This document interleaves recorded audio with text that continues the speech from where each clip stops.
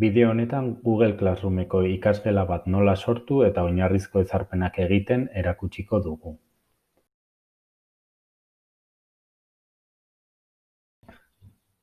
Ohiko egoera bat gure Gmailen egotea izan daiteke, saioa hasita, eta Googleren aplikazioak ikurtxo hontara etorrita, klik egin eta ikasgela edo Classroom aukeratuz zabalduko dugu Google Classroom.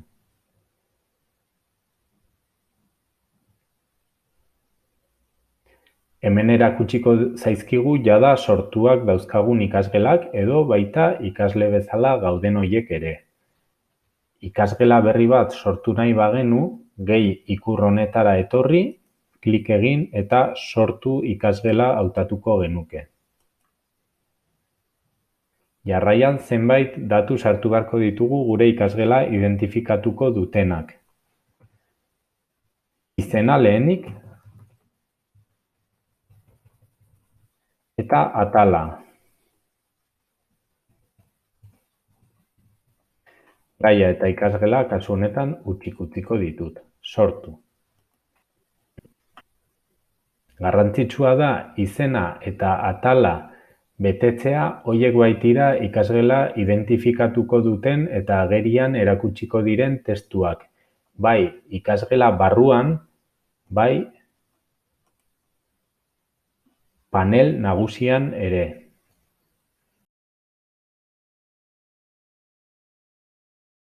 Irakaslearen ikuspegitik edozein ikasgelak itxura orokor hau dauka. Goiburuko irudi eta informazio batzuk eta 4 erlaitz edo atal nagusi, korrontea, ikasgelako lana, jendea eta notak. Lehenbizi, buruko irudia aldatuko dugu, hautatu gaian klikatu eta eskaintzen zaizkigun irudien arteko beste bat aukeratuko dugu.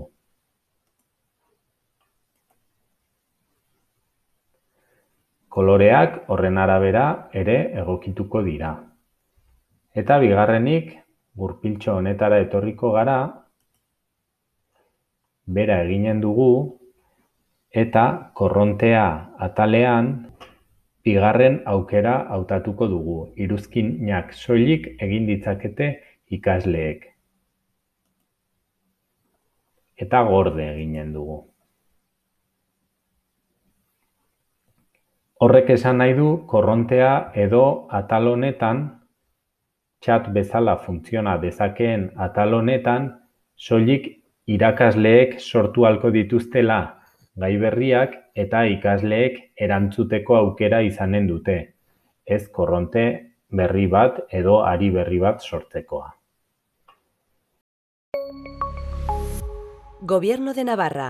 Nafarroako gobernua.